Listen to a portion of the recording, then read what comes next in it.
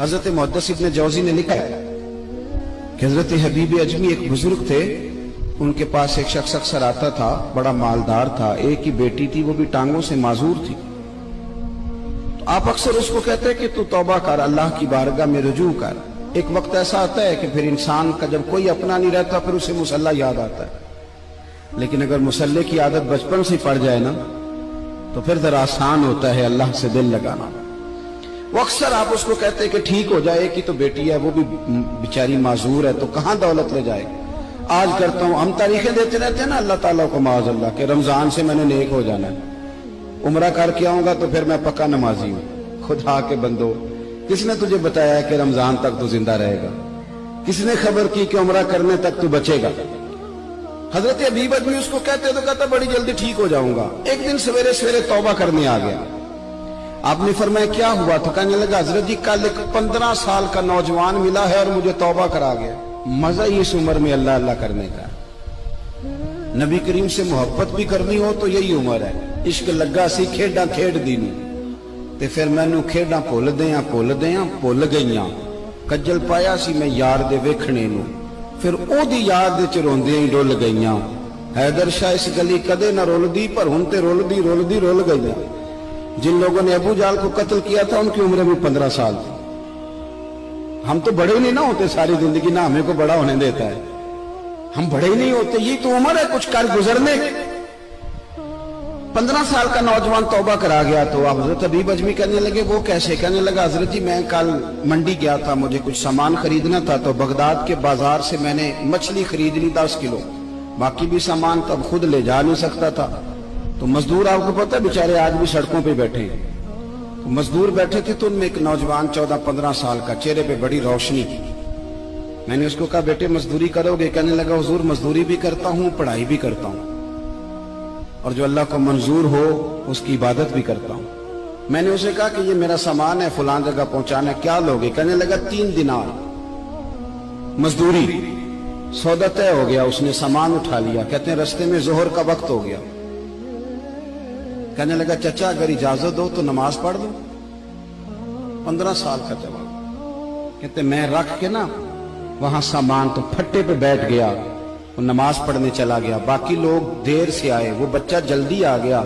मैंने कहा बेटे आप जल्दी आ गए? कहने लगे नफल छोड़ दिए, अब यही ना समझ लें कि काम चोर है, मैं बाद में पढ़ लूंगा। कहते हैं वो दोपहर का वक्त, रमजान भी नहीं था, मैं उस बच्चे को नौजवान घर ले गया और मैंने अपनी बीवी से कहा कि बड़ा नेक है, नमाजी है। और रास्ते में ये भी हुआ है कि मैंने उसे एक दफा कहा है कि ये मुझे थोड़ी देर के लिए दे दो, गर्मी बड़ी है, तुम्हें पसीना आ रहा है, मैं उठा लेता हूं। कहने लगा नहीं चचा मैं रिस्क हलाल खाता हूं, अगर आप उठाएंगे तो मैं 3 दिनार मजदूरी पूरी नहीं लूंगा, फिर पैसे कम करूंगा। मैंने तय किया है कि उठाऊंगा। तो कहते हैं मैंने अपनी बीवी को बताया तो बड़ी मुतासिर हुई। कहने लगी दोपहर का खाना पक गया, उसे को रोटी खा ले। रमजान भी नहीं था। कहते मैं बाहर निकला, उसको 3 दिनार थमाए। तो मैंने कहा बेटे एक बात मेरी मानोगे? कहने लगा बताइए। मैंने कहा खाना पकाए खा लो। कहने लगा मैं माफी चाहता हूं, मैंने रोजा रखा हुआ है।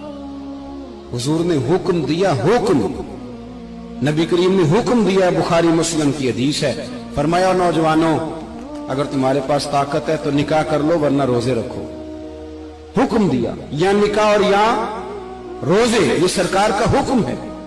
भाई नफली रोजा नफ्स की कुव्वतों को कुचलता है, इंसान में नौरानियत और रूहानियत लाता है।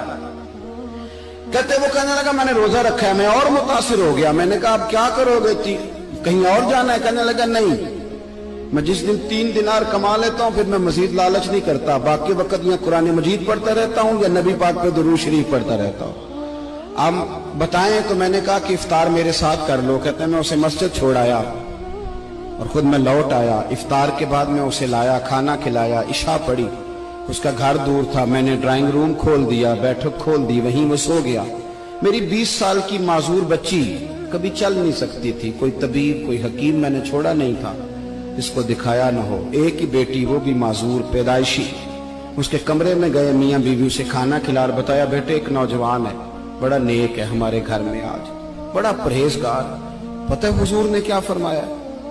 नबी करीम फरमाते हैं जब नौजवान उठ के तहज्जुद पढ़ता है ना, नौजवान تو اللہ فرشتوں کے سامنے اس نوجوان پر فخر فرماتا ہے.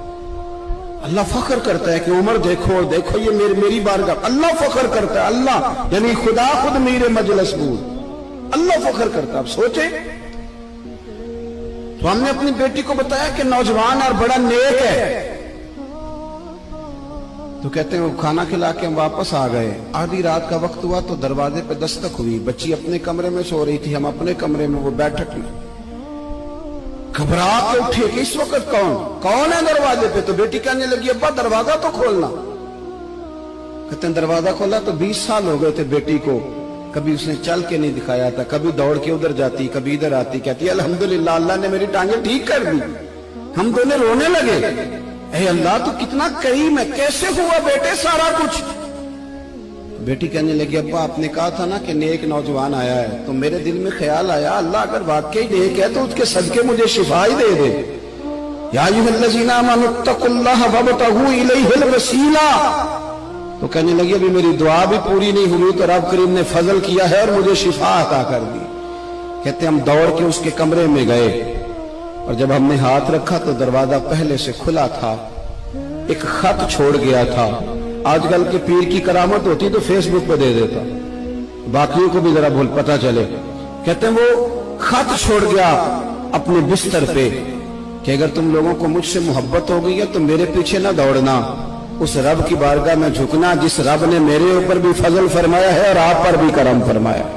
میرے نوجوان دوستو, یہ جو بچپنا ہمیں لوگ کہتے ہیں نا ابھی بچے ہو, ابھی جب آپ بالغ ہو گئے تو نماز فرض ہو گئی, سچ بولنا ضروری ہو گیا, رزق حلال کھانا ضروری ہو گیا, شریعت ساری کی ساری لاگو ہو. ایک تو درگزر سے کام نہیں, دوسرا اپنی زندگی کے اندر خواہشات کو چھوڑیں.